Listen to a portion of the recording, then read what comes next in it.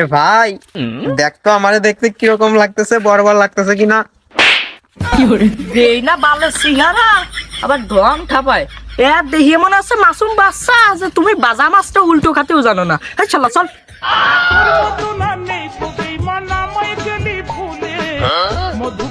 এ ভাই এ বাড়ি দেখে মনে হচ্ছে একবারে পুরাটাই একটা মরা বাড়ি। এই বাড়িতে কোনো সাজগোজ নাই, এই বাড়িতে কখনো বিয়ে টিয়া হইতে পারে না। এইভাবে আমি বিয়ে টিয়া করতে পারবো না। তোমার আবার বালের বিয়ে এই পাও না। আচ্ছা এই তুই কিন্তু এখানে একটা বাড়তি কথা কবি নে, এটা নিজুম জালে বসে থাকবি। এ কই রে আয় রে, অনেকদিন পর একটা বিয়ের সেরকম মনে কর খরচা দেবে সেরকম একটা টিপ পাইছি, ঠিক আছে? এই এখানে বসে কিন্তু চুপচাপ থাকবি, কোনো বাজে বকবি না, ছোকরা মানুষ বল। ও বাপু তাহলে তোমরা আইছো?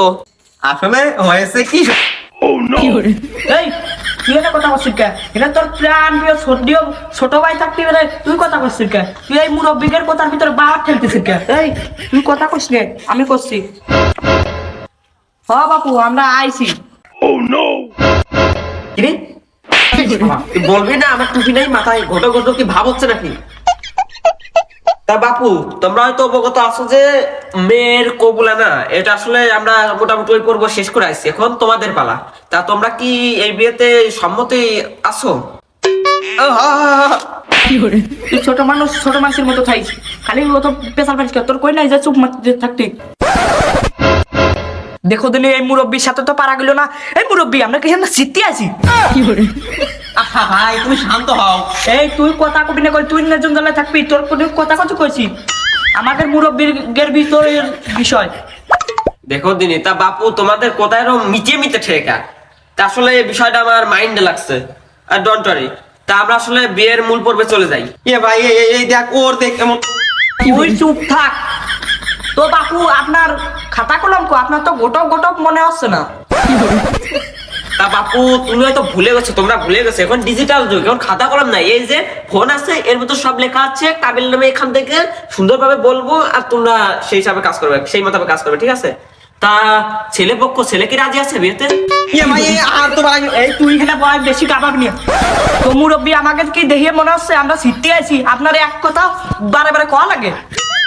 দেখো দিন এ তো পারা গেল না, তা যাই হোক তোমরা শান্ত হও, আমরা বিয়ের পর্বে চলে যাই, মূল পর্বে। তো এ পর্যায়ে কুটিগ্রাম আদিবাসী সবদুলের মেয়ে মানজিয়ার সঙ্গে একই অত্র গ্রামের কুটিগ্রামের কাশেমের ছেলে বাতেনের সঙ্গে এই বিয়ে 1 টাকা দেয়াল মোহর ধার্য করিয়া সম্পূর্ণ হতে চলেছে। ছেলে রাজি থাকলে বল, রাজি আছেন এই সম্বন্ধে? ভাই তুই আমার ঠিক আছে, তুই আমার সাথ, তুই আমার সাথ। তোর দেখি মনে হচ্ছে আমি বর্ষাতে বাল্ব লাগাইছি, আমি বিয়ে করতে আসিনি, রাজরা থাকলে আমি নাচতাম, আমি বাল্ব লাগাইছি। বাবু বাবু বাবু তুমি ছাড়ো, আমি বিষয়টা দেখতেছি, তুমি ছাড়ো ছাড়ো ছাড়ো। আরে আবার পিরানের বড় ভাই তুই মানা করিস না, বল ওই দেন মোহনের তোর কেস কালামে বেশি ঠাকুর সবে, তুই চলে আয় চলে আয়।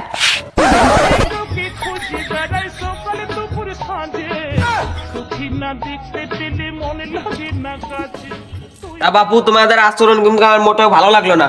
তা যাই হোক, এই মেয়েটা কিন্তু অনেক সভ্যশান্ত, ওর মেয়ে মানে ধরতে গেলে এক প্রকার আমারও মেয়ে। তো তোমরা কিভাবে দেখে শুনে রাখতে পারবা? আরে ভাই এই দেখ এই ব্যাপারে পেশান নেছে, এই উনাদের মেয়ে মানে আমারও মেয়ে। দেখো দিনি তা আবার হয়। এই সেক্রেটারি আসলে এদের আচরণ আমার মোটেও ভালো লাগছে না, এদের কাছে মেয়ে দেওয়া যাবে না। এই শালা তোদের কাছে কোনো মেয়ে বিয়ে দেওয়া যাবে না। তুই শালা আমার মান সুমান পুরো থাপা দিলি, আর তুই এই জায়গায় এসে কি করি? তুই আজ এ ভাই আমি কি ভুল কইছি?